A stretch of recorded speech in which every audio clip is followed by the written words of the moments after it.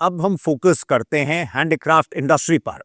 इस इंडस्ट्री में बड़ी संख्या में एमएसएमईज और आर्टिजन्स मौजूद हैं और ये लोकल से ग्लोबल चेन में अहम रोल अदा करते हैं। इंडस्ट्री के मौजूदा ट्रेंड्स और चुनौतियों पर बात करने के लिए हमारे साथ मौजूद हैं Rakesh Kumar, chairman India expo mart. आपका शुक्रिया। राकेश जी, वेस्ट एशिया संकट का निर्यातकों पर असर देखा जा रहा है। हैंडीक्राफ्ट इंडस्ट्री में ऑर्डर्स के स्टेटस पर और रॉ मटेरियल के मोर्चे पर आप क्या बताना चाहेंगे? Problem is not just geopolitical. It is a complete disruption. It's a complete disruption of the ecosystem. अकेला हैंडीक्राफ्ट नहीं बल्कि पूरा एक्सपोर्ट इकोसिस्टम जिसमें हैंडीक्राफ्ट भी उसका पार्ट है वो पूरी तरह से डिस्टर्ब हो गया है। जो अभी तक हमारे पास ओवरसीज बायर ने ऑर्डर दिए हुए थे वो सब ऑर्डर्स उन लोगों ने स्पेसिफिकली ऑन होल्ड रखे हैं। पार्टिकुलरली जो यूरोप के लिए हैं, मिडल ईस्ट के लिए हैं और यूएस के लिए। जापान ये पार्ट अफेक्टेड नहीं हुआ है और ये सब ऑर्डर के बावजूद नए फ्रेश ऑर्डर हमारे पास नहीं आ रहे हैं। जो भी ऑर्डर हमें उन्होंने रोके हैं वो रोकने के बावजूद एक और जो नई स्थिति पैदा हुई है कि हमारा रॉ मटेरियल कॉस्ट जो है वो बहुत तेजी से ऊपर चला गया है, खासतौर पर metal, ferrous metal, non ferrous metal, जितने भी हमारे यहाँ इनपुट्स हम यूज़ करते हैं, जितने भी उसमें काम में आते हैं वो सभी हमारा इस टाइम पर हमारे मटेरियल जो है एंड प्रोडक्ट को इफेक्ट कर रहे हैं। राकेश जी, ट्रेड रूट्स प्रभावित हैं, सप्लाई चेन्स इम्पैक्टेड हैं और फ्रेट रेट्स चुनौती बढ़ा रहे हैं। ऐसे में प्रोडक्ट्स को मंजिल तक पहुंचाने में कैसी चुनौतियां आ रही हैं? ये वार सरचार्ज लगने से ना केवल इंश्योरेंस की कॉस्ट बहुत तेजी से आगे बढ़ गई है क्योंकि इंश्योरेंस कंपनी कोई भी ऐसा रिस्क नहीं लेगी जहां पर ऐसे कंट्रीज की लिस्टिंग आ जाए, और इसके अतिरिक्त फ्रेट कॉस्ट भी उसके साथ ही अफेक्टेड हो गई है। ये दोनों होने के साथ हमारी शिपिंग लाइंस या तो गुड्स एक्सेप्ट नहीं कर रही हैं, अगर वो गुड्स एक्सेप्ट कर रही हैं तो उनकी कॉस्ट बहुत ज़्यादा है, और उसके अलावा एक अनसर्टेनिटी का माहौल है कि वो गुड्स की डिलीवरी होगी नहीं होगी। इवन जो हाई सीज में गुड्स हैं उनके बारे में भी अभी एक बड़ा ही माहौल जो है वो अनसर्टेनिटी का माहौल बना हुआ है। तो क्योस का सिचुएशन है, एक्सपोर्टर बेहद ज़्यादा तनाव में है। राकेश जी, डिसरप्शन के इस दौर में आप ओवरसीज वेयर हाउसिंग और एक्सपो बाजार के मोर्चे पर की गई पहल के अनुभवों के बारे में बता सकें। मौजूदा सिनेरियो में उस फ्रंट पर कैसे काम हो रहा है? सौरभ जी, ऐसा है कि disruptions are happening very frequently. अगर आप 2020 से अभी 2026 तक का समय ले ले तो ये पहला टाइम नहीं है जब ऐसा माहौल आया है जहां पर हमारी गुड्स के इशू रहे हों। एक इशू हुआ था जब कोविड का टाइम था, एक टाइम आया था जब कंटेनर की बड़ी तेज शॉर्टेज हुई थी और आपको ध्यान होगा आपने उसको कवर भी किया था। अभी जो वार का इशू है और इसके दौरान में बीच में ऐसे इश्यूज और भी आए। तो मैं बार बार हमने यही कहा था इन सबका एक ही जो है अल्टरनेटिव है, वो है ड्रॉप शिपिंग। ड्रॉप शिपिंग ये है कि हम लोग अपना समय के अनुसार सामान और डिलीवरी से पहले हम उसको वेयरहाउस के जरिए यूएस में, यूरोप में, जगह जगह वहाँ रखते हैं। दो तरह के ऑर्डर होते हैं।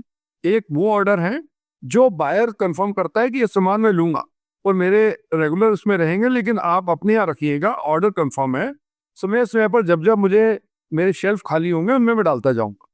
और दूसरा सेट वो है जहां पर बायर्स का ऑर्डर नहीं है लेकिन हमें मालूम है कि हमारा माल मार्केट में बिकेगा। हमारे बहुत से जो वेंडर्स अभी हैं जो सप्लाई चेन मैनेजमेंट का पार्ट है, अभी इस वक्त अगले 2 से 3 महीनों तक के लिए वो चिंता मुक्त है क्योंकि उनका सामान अगले 3 महीने तक जो बाहर है यूएस के वेयर हाउस में या यूरोप के वेयर हाउस में, उस समय वो बिक रहा है और उनकी बैलेंस शीट्स ब्लैक नहीं। राकेश जी, क्या FY27 हैंडीक्राफ्ट इंडस्ट्री के लिए चुनौतीपूर्ण रहने वाला है?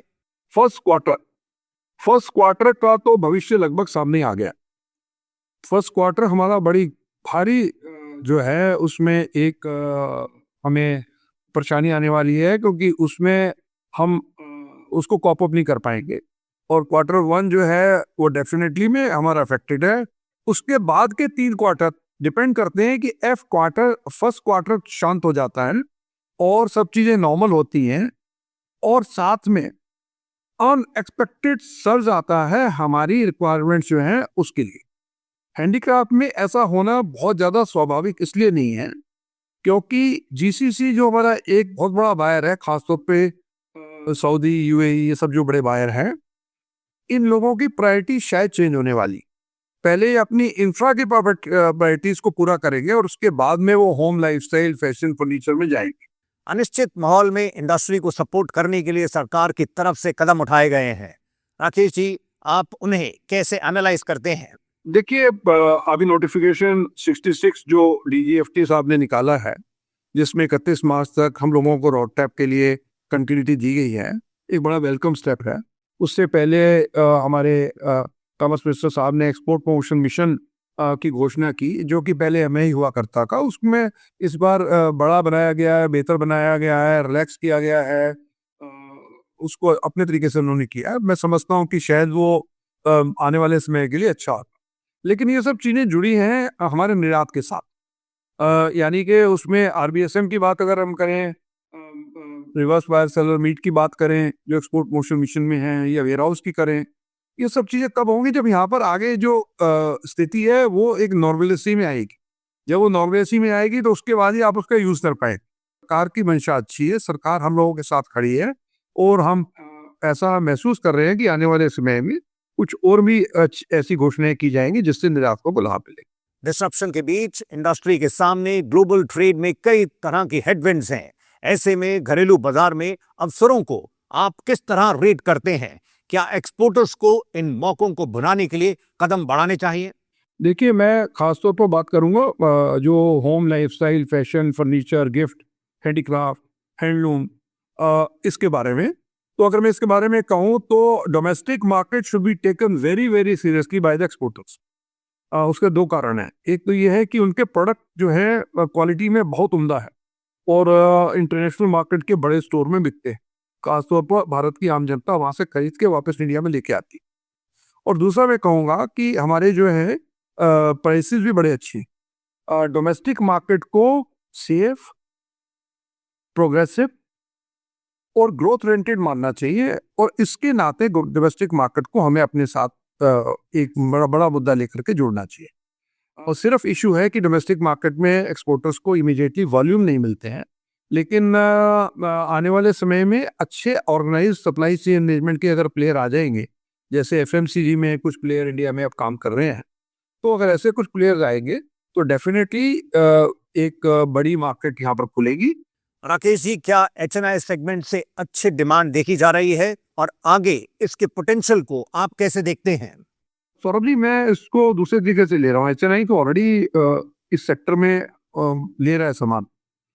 अभी जो है मिडिल सेगमेंट और इवन मिडिल क्लास जो है, वो सेगमेंट अभी उसका रुझान है और उनकी एक जो पर कैपिटा इनकम स्थिति पे पहुंची है कि मकान के अलावा उसको मकान को सजाने का, मकान के अंदर अच्छा फर्नीचर रखने का, अच्छा सामान रखने का, फर्निशिंग करने का, लाइफस्टाइल का प्रोडक्ट करने का उनका जो है रुझान लोगों का बड़ा है। उस पर पैसा लोगों ने खर्चना शुरू किया है।